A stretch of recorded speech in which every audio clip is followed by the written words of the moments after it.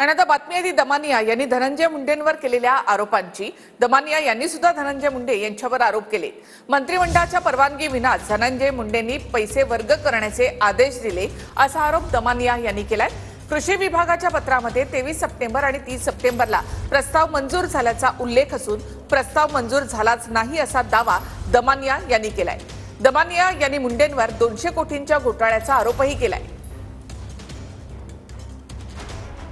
कृषी खात्यात 200 कोटींचा घोटाळा झाल्याचा आरोप अंजली दमानिया यांनी धनंजय मुंडेंवर केला।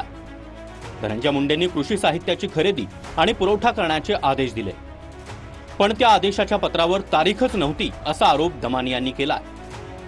तर दमानिया ज्याला पत्र म्हणतात ते पत्र नसून टिपण आहे असं स्पष्टीकरण धनंजय मुंडे यांनी दिलं।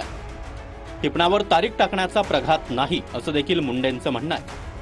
मंत्रिमंडळाची मान्यता नसताना धनंजय मुंडेंनी 200 कोटींची रक्कम अदा करण्याचे आदेश दिले असा आरोप दमानिया यांनी केला। त्यावर धनंजय मुंडे यांनी मंत्रिमंडळाच्या मान्यतेनुसारच खरेदी आणि पुरवठ्यासाठी पत्र दिलं असं स्पष्टीकरण दिलंय। मंत्रिमंडळाची मंजुरी होती हे धनंजय मुंडेंनी खोटं सांगितलं असा आरोप दमानिया यांनी केला। तर अंजली दमानिया यांना याविरोधात तक्रार नोंदवण्याची मुभा असल्याचं धनंजय मुंडे यांनी म्हटलंय। नाही, एकतर धनंजय मुंडे यांचं जे पत्र होतं त्याला तारीखच नाहीये आणि त्याच्यात असं सांगण्यात आलंय की बाबा आपल्याला 23 तारखेला आणि 30 तारखेला मंत्रिमंडळाच्या याच्यातनं साफ डायरेक्शन झाले आहेत आणि मंजुरी मिळाली आहे आणि या मंजुरीच्या आधारे आता आपल्याला GR काढून थेट ते पैसे देण्याचे निर्देश सुद्धा त्या पत्रात लिहिलेले आहेत।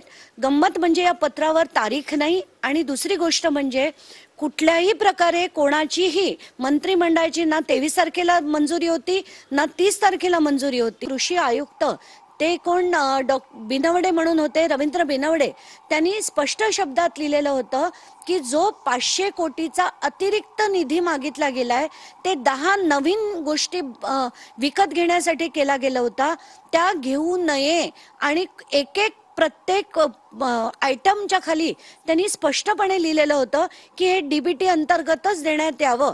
म्हणजे इतक्यांदा लिहून सुद्धा, आणि ते पण कोणी छोटे व्यक्ती नव्हते, कृषी आयुक्त लिहितात, तरी सुद्धा या गोष्टी परत परत जर मंत्री करत असेल, पहिल्यांदा 342 कोटीत विशेष बाब म्हणून केलं, त्याच्यानंतर आताच्या वेळेस सुद्धा मंत्रिमंडळाची मंजुरी असं खोटं सांगितलं, तर हा माणूस मंत्री पदाच्या योग्यतेचा नाही, पात्रतेचा नाही, त्याच्यावर तात्काळ कारवाई झाली। ठराव मंत्रिमंडळामध्ये मंजूर झालाच नाही, तो झाल्याचं भासवून त्याची प्रक्रिया पुढे करण्यात आली, ज्या निविदा वगैरे काढल्या त्या काढण्यात आल्या।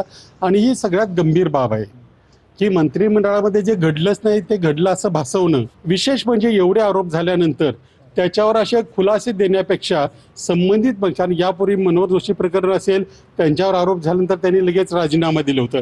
धनंजय मुंडे यांचा राजीनामा आमच्या दृष्टीने महत्त्वाचा नाही, तर हे असे जे प्रकार करतायत त्यांना अशा प्रकारची जरब बसावी, अशा प्रकारच्या गोष्टी याच्यातनं घडणं अपेक्षित